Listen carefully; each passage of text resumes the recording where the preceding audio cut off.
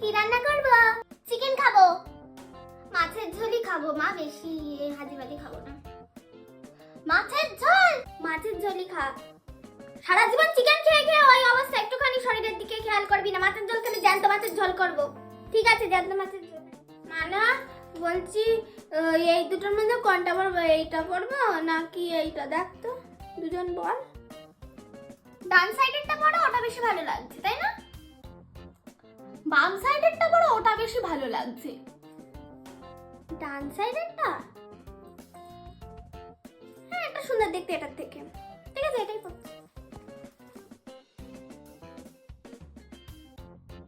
Hello বল।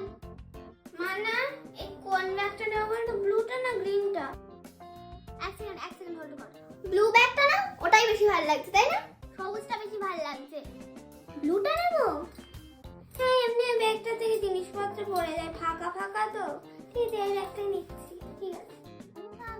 আমার কথা কেউ শোনে না, সব দিদির কথা শোনে। তার মানে আমি কুড়ানো।